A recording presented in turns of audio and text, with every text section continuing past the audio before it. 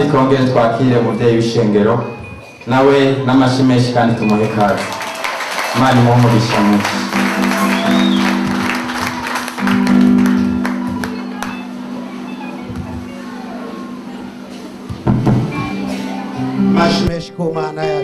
Applaudissez pour Dieu.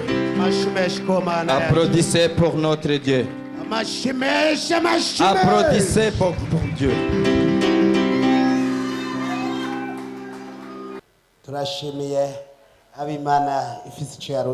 Remercions à qui Dieu a envoyé un message.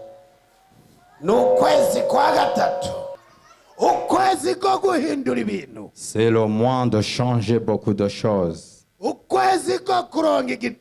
C'est le moment de voir des miracles.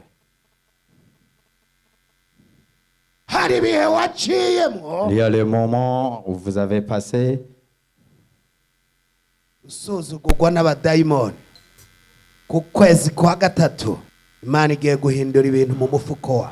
Dieu va changer beaucoup de choses à votre vie.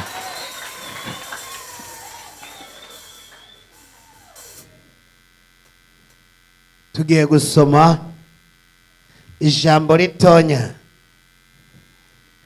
ijambo ry'ubushobozi. On va voir la parole. Ivyahishuriwe Yohana 22:12. Bwira mugenza bati ni ijambo ry'ubushobozi muri uko kwezi kwa gatatu. Dans ce mois de mars,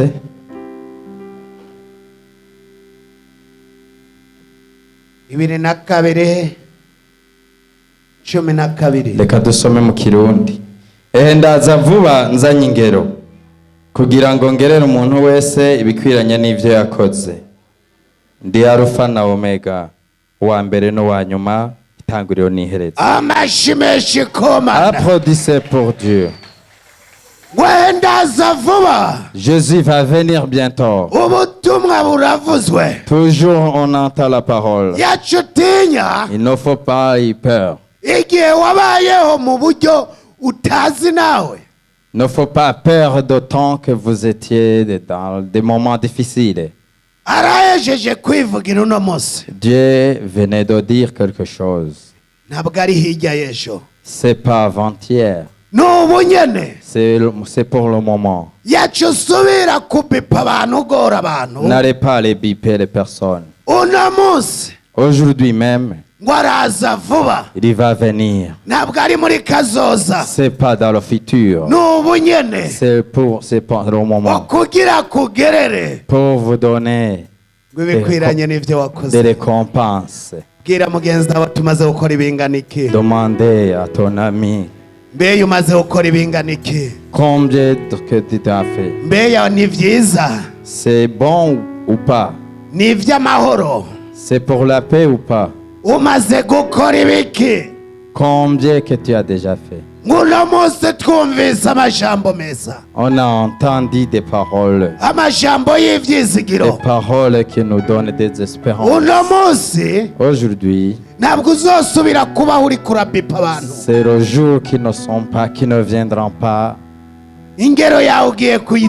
Votre récompense va vous. Il y a les moments que vous étiez qui ne sont pas des bonnes. Toujours des choses qui ne suffisent pas. Le tout va changer aujourd'hui. Le tout va changer aujourd'hui. La bonne parole vient dans vous. Jésus a dit, celui qui entend mes paroles et qui entend mes paroles, Jésus va être notre visiteur. Jésus va vous visiter aujourd'hui. Jésus va vous visiter aujourd'hui. Vous avez l'endroit où vous allez mettre Jésus. Ou bien vous n'en avez pas. n'umunsi utagira aharara araharonka mu izina rya Yesu. Celui qui n'a pas là où il se range va en hari ibihe avoir. wabayeho usembera indaro, Il y a des moments qui n'étaient pas des moments bons pour vous. ntabwo kwari ukubura aho uba, Ce n'est pas parce que vous n'avez pas l'endroit où ariko vous pouvez ibyawe loger. wabisamayeko, C'est à cause de vous-même.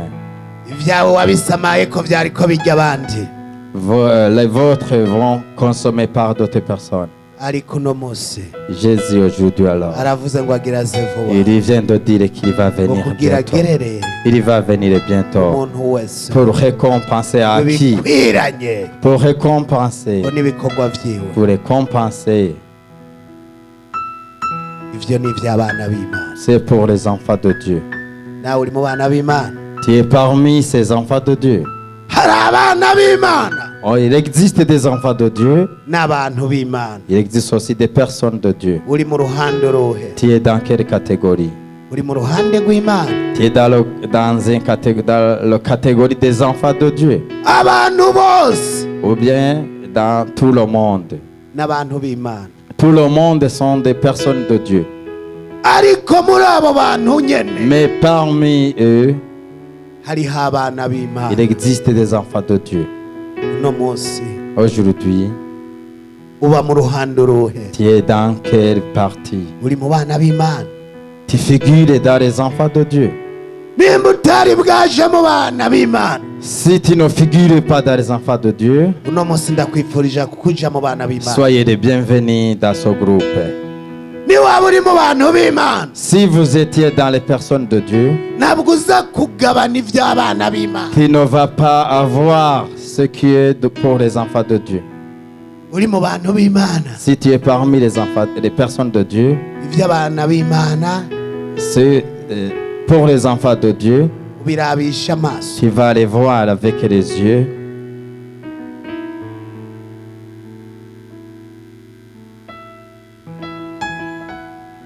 Tugiye gusenga, On va prier.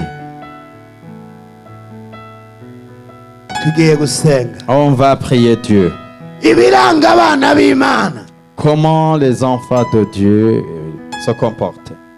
bakora iby'Imana, Ils ne fassent que ce que Dieu aime. bagakora ibikorwa by'Imana, Il aime les œuvres de Dieu kuko ari abana b'Imana. parce qu'ils sont des enfants de Dieu. Iby'Imana C'est à Dieu, babigira k'ububasha. les enfants de Dieu ont droit à ce à Dieu. Gusaba akazi Demandez l'emploi. umaze kuba umwana w'Imana, Alors que tu es enfant de Dieu, ntabwo uca ku muntu n'umwe. tu ne passes à n'importe qui. Ubwira Imana, Tu demandes rapidement, directement à Dieu. ukayibwira n'ikibanza ukeneye mu Tu gukora. demandes et tu précises l'endroit. Imana ikurungikira abagutora Et Dieu envoie des protocoles. bakagushikana mu kibanza, Et les protocoles te mettent dans un endroit où tu as demandé. ugatangura akazi. Et que tu commences rapidement. Iyo uri umwana w'Imana Quand tu es enfant de Dieu, nawe usaba amafaranga, tu demandes à n'importe qui l'argent.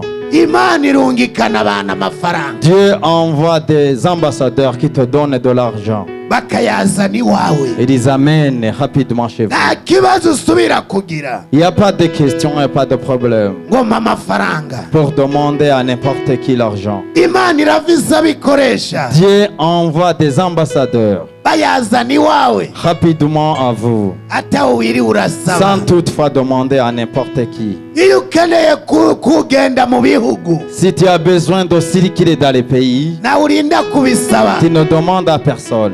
Imana ikurungikira abantu Dieu envoie des personnes bakakubwira ati viza yawe yabonetse, et les personnes te donnent un visa. ubona woza kutugendera. Et les personnes te demandent si tu peux accepter. Iyo uri umwana w'Imana Si tu es enfant de Dieu, byose birikora. le tout se fait. Urahagarara gusa, Tout simplement, tu parles à Dieu. ifise abamarayika Dieu envoie des anges. impande n'impande. Les anges sont multiples. Nimba uri kuraja kudepoza uhiga akazi uno munsi, Si tu as besoin de l'emploi, là où, je ne sais pas, uri umuntu w'Imana, tu es une personne de Dieu. ntabwo uraba umwana w'Imana. Tu ne figures pas parmi les enfants de Dieu. Nimba mu mufuko ko utagira amafaranga Si tu es pauvre dans votre poche, uri umuntu w'Imana, tu es une personne de Dieu. ntabwo uri umwana Tu n'es w'Imana. pas enfant de Dieu.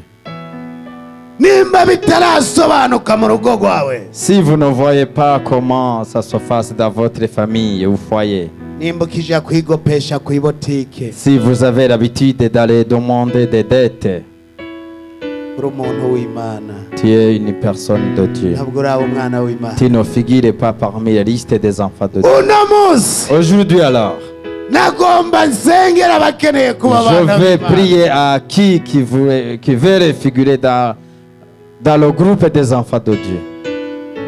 Uri umwana w'Imana, Tu es enfant de Dieu.